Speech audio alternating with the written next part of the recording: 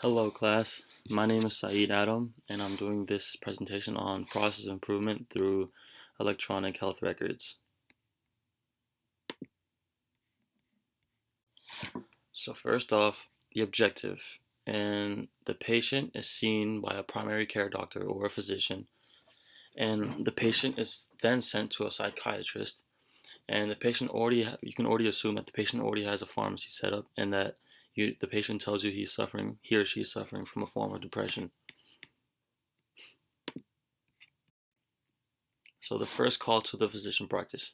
You can do this either by phone or you can go ahead and come into the clinic or the physician office. It doesn't matter. It's usually done by a call first though. And the information needed is the patient's name, the patient's date of birth, the reason for the visit, and whether or not the patient has health insurance, which you can already assume that he probably does since he's calling in or she is calling in. And the patient is basically just gathering information like social security number and all that, all the other mishaps like address and all the other detailed information about the patient.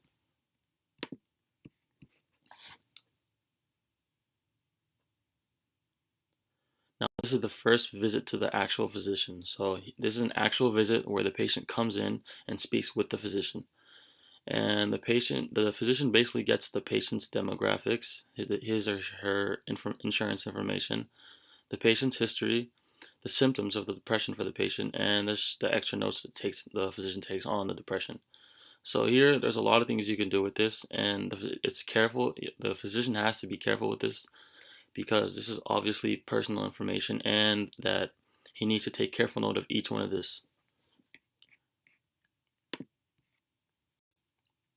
So on his first visit, we can conclude the physician evaluates the patient and the reason for his condition.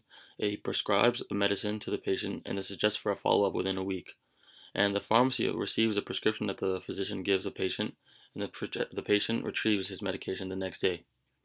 It's important that the patient retrieves his medication as soon as possible because once it's prescribed, there's no need to wait anymore. You might as well go get your medicine and see if the medicine works. And the quicker you do it, the more data the physician will actually have to use this data on. And so here's a follow up with the physician. 1 week goes by, and the patient's condition has not changed. So the medicine that the physician prescribed to the patient seems to not be working, and the physician evaluates the patient even further. And with no further ado, the physician refers the patient to a psychiatrist. And the referral is set up, and the patient goes to see the psychiatrist the very next day.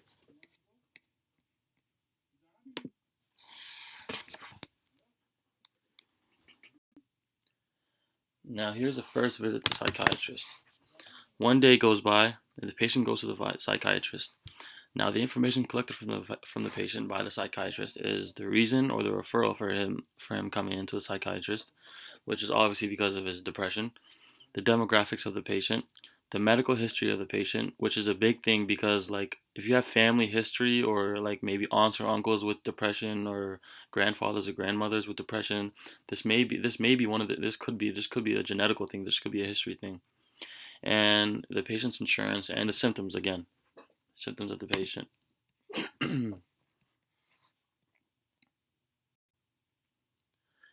Now, the psychiatrist refers the patient for a genetic test, and the psychiatrist orders a DNA kit from the patient from a certain laboratory. It can be from LabCorp, it can be from any kind of lab, and the DNA kit comes in within a few days. And until then, the patient is just prescribed with another antidepressant medicine and talk therapy. So these are just like temporary solutions that the patient can hopefully use that may help or just help a little bit at least, or just to satisfy the patient so that he feels like he does not leave with anything. And now, the second visit to the psychiatrist. This is when the DNA kit arrives and the patient comes back into the psychiatrist, and a saliva sample is taken from the patient. And the DNA kit is sent right back to the lab as soon as he gets the saliva sample, because you don't want to waste any time because getting results from the lab can take a really long time. And until then, the patient just continues with the same treatment, with the therapy and the antidepressant medicine that the psychiatrist referred to the patient initially.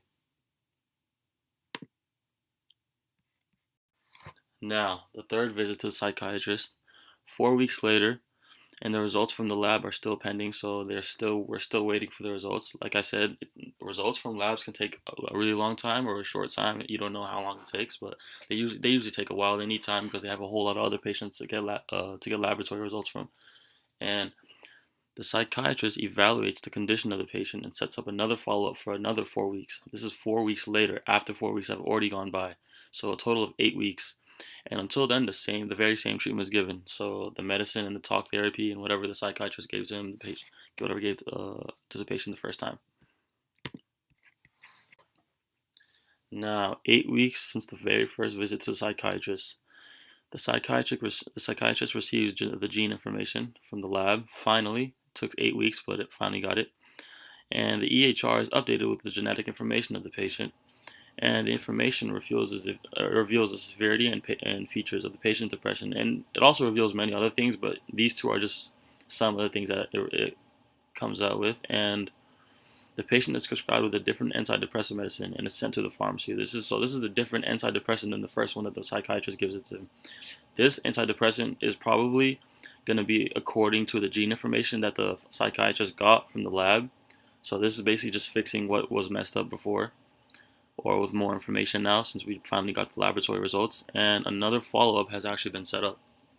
So as you can see, it's just follow-up after follow-up after follow-up. This can be a lot of follow-ups, but this process is not a quick one, and it's not easy. The patient just has to be the patient, and like sooner or later the patient will start to feel better. Now the subsequent visits. So 1 week later, after the follow-up has been made, the patient's condition, as you can see, has been improving, and the new medication and the talk therapy have been working. And the treatment, the reason why the patient has most likely been feeling better was because of the genetic information that we received from the lab. So the DNA kit played a really big part in this treatment, and I don't think without the lab we would be able to do this or make it this far. And the summary of this is, so this process suggests when and what information is needed for the patients, and how the information is accessed among multiple actors, how the genetic information manages the treatment of the patient, and the suggested steps both reduce and increase the number of visits to clinician. The reason why is actually because the reason first we're going to start with the reason why it reduces the number of visits, and that is because as long as you're consistent with your visits, you come every single time, you come to every appointment that you're making, you come on time, the quicker your treatment will go and the happier you'll be in the end. You'll feel happy for yourself. You won't be depressed anymore as long as you follow what the psychiatrist and the physician ordered you to. And it can also increase because it does require a lot of subsequent visits, and it can tire you out or bore the patient, and the patient will start to get impatient with all these like subsequent visits saying come now, come here, come now, come then, come later. With all this mishap and stuff, the patient will probably feel like he's doing all this or she's doing all this for no reason. But at the end of the day, they're just trying to help, and you should be patient with your physician, and the physician knows more than you do. So just trust, believe in the process. Thank you.